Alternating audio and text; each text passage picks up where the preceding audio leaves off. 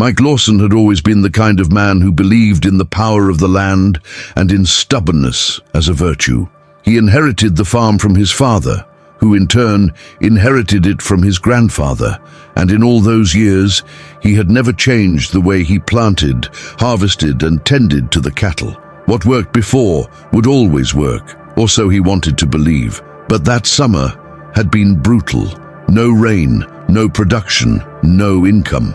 Bills piled up on the old wooden kitchen table like seeds for a harvest that would never come. And worst of all, Sarah, his daughter, had just been accepted into the university of her dreams. But without money, that dream was also starting to wither. That particular day, Mike woke up earlier than usual. It was still dark, with the silence in the house feeling heavier than usual. He knew something had to change, but he still had no idea what was about to happen. It was around 8 in the morning when he saw the figure walking slowly down the dirt road, covered in dust. A tall, dirty man with an unshaven beard and a worn backpack slung over one shoulder. Mike wasn't the type to trust easily, especially after everything he'd lost in the last few years, but something about this stranger made him stop the truck. The man introduced himself as James Cooper, but asked to be called Coop. He didn't say where he'd come from or where he was going. He just said he needed work and food. Mike hesitated for a moment, looked the man up and down, then looked at the broken fence, the stalled tractor, the dry fields. He needed help, that was for sure. Against his instincts, he offered him a plate of food and a corner in the shed out back. Coop's look, although tired, had something in it that Mike recognized. Someone who had already lost a lot, but hadn't given up yet. The next morning, the sky was still overcast when Mike went out to check on the barn and saw Coopy already working, unbidden. He was cleaning up old feed, stacking bales of hay, and straightening scattered tools as if he'd known the place for years. Mike wasn't one for easy praise, but he noticed. He felt a strange sense of relief. For a moment, he forgot about the pile of debts.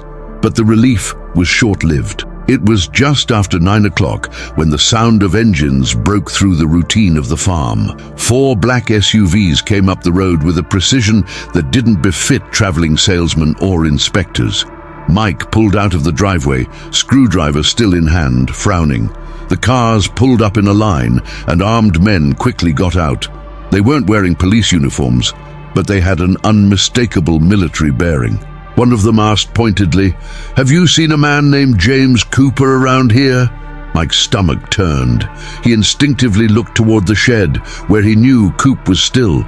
He tried to keep his voice steady, saying he didn't know anyone by that name. The agent stared at him for a few seconds, as if he knew he was lying, but he didn't push it. He just handed him a card with a discreet logo, Meridian Security. He said they were investigating a dangerous man involved in serious crimes, and that any information would be welcome. When they left, Mike stood at the entrance to the farm, the card in his hand, his heart racing. The dust kicked up by the tires was still hanging in the air when Coop appeared behind him, already aware of what was happening. Mike didn't need to ask. Coop handed him a dirty flash drive, held together by a wire. "They don't want to arrest me. They want to erase me. And now you're in the middle of it too." That was when Mike realized the depth of the trouble he had gotten himself into, and there was no way back from it. Mike spent the rest of the morning in silence, walking around the property as if he expected the black cars to return at any moment. He tried to keep his mind on what needed to be done, but everything seemed secondary to what he had heard. He was not a man accustomed to this kind of threat. His world had always been made up of broken fences, delayed planting, and overdue bills. He never imagined that one day he would be hiding someone wanted by a private military company with armed agents and hidden agendas. When he returned home, Sarah, his daughter, noticed his nervousness.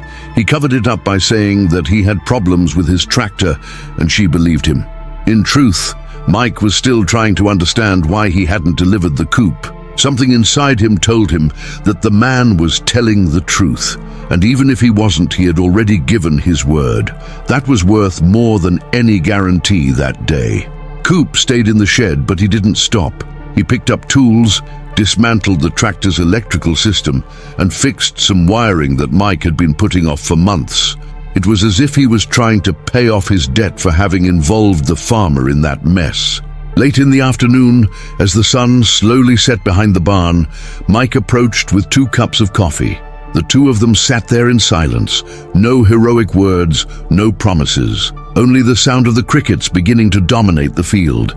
It was at that moment that Coop told him, in a few dry sentences, what was happening. He spoke about Meridian, the files, the illegal operations he had seen with his own eyes, and the moment he decided to run away.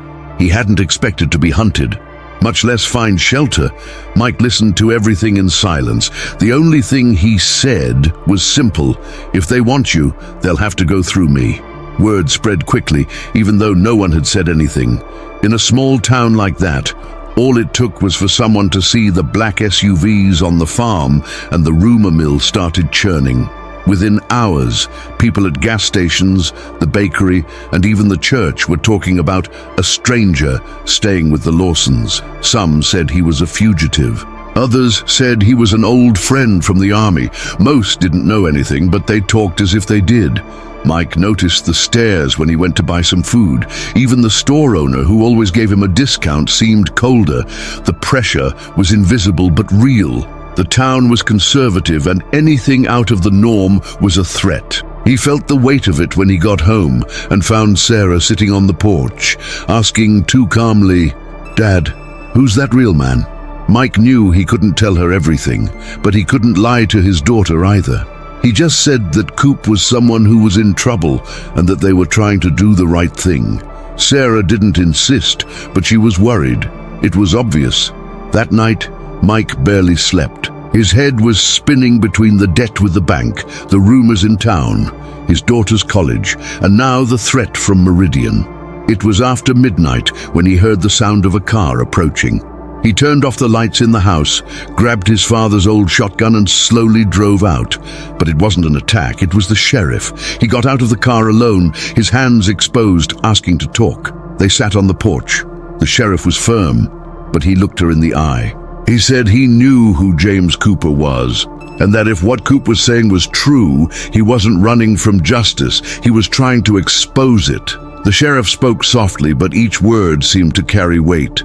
He told her he had served with some men who now worked at companies like Meridian. He knew the kind of things that went on behind the scenes. He said that officially he couldn't do anything, not without proof, but that unofficially he still had connections, people who owed him favors, who no longer trusted the system. Mike listened silently, slowly absorbing the scale of it all. The farm where he was born and raised was now the scene of something much bigger than he could have imagined. When the sheriff stood up, all he said was, "Don't make any rash moves. If you decide to protect this man, I'll be there." Mike stood there, watching the car's lights disappear down the road. It wasn't just about Coop, it was about him, his land, his family. For the first time, he no longer felt like a farmer trying to save what was left. He was part of something that could change everything. The next morning, things happened too fast. Mike was feeding the chickens when he saw a strange movement near the cornfield. In less than a minute, the farm was surrounded again. Only this time, the men were more aggressive, more direct. They were coming for Coop. There was no more bluffing. Mike ran to the barn, but Coop already knew. He had prepared himself. He told him this could happen, and that it was time to decide whether to run alone or fight back. Mike didn't let him choose alone. He grabbed the old radio the sheriff had left with him and called for backup.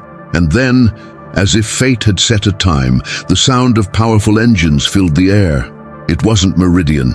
It was Alpha, Coop's old unit. Trained, determined men, loyal to the leader they had once chosen to follow. In seconds, the tables had turned.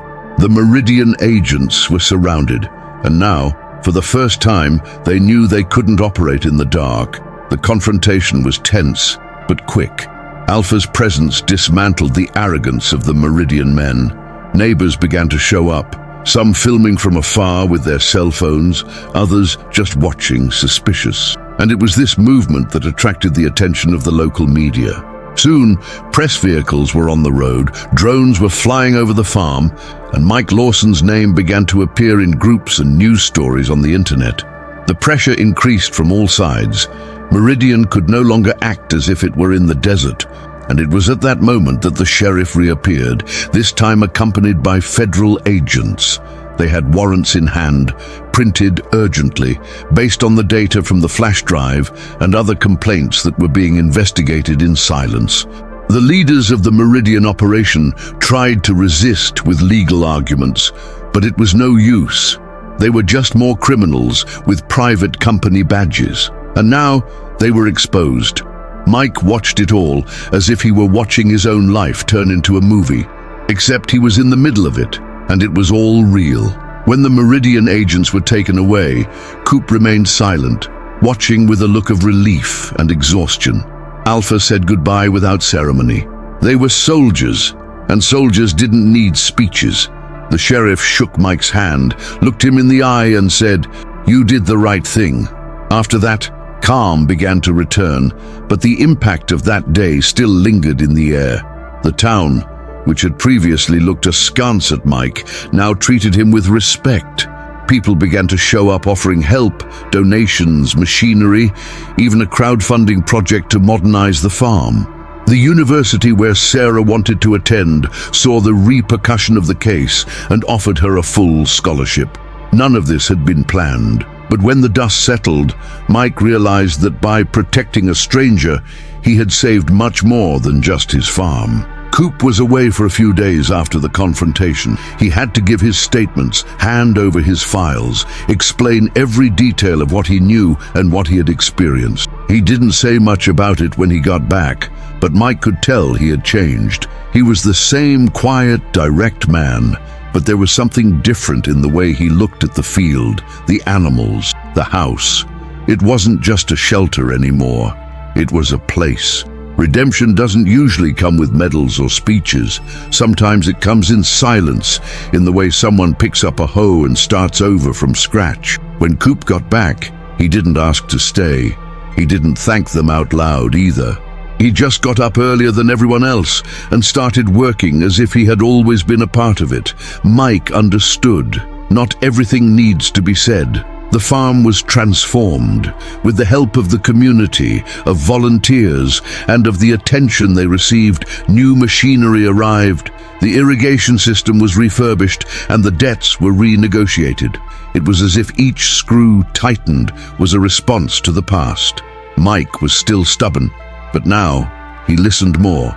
He accepted help, considered new ideas. Sarah, proud of her father, helped out on the weekends when she came home from college. And Coop found peace in the routine.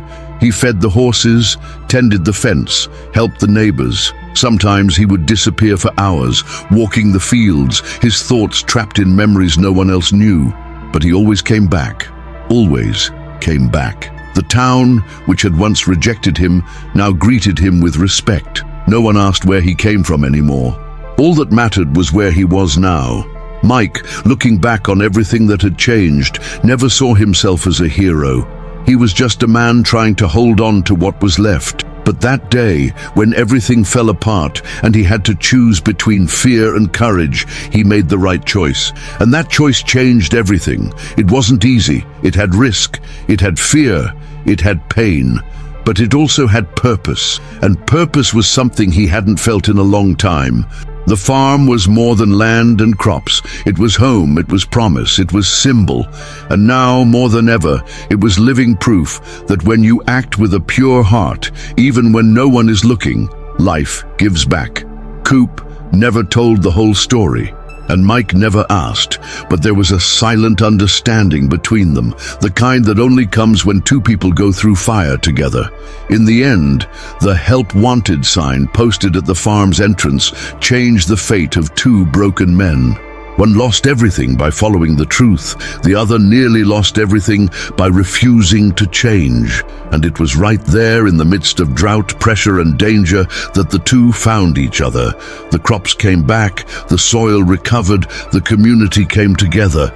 But what really blossomed in that place was proof that the greatest harvest anyone can have are the choices they make when no one is watching.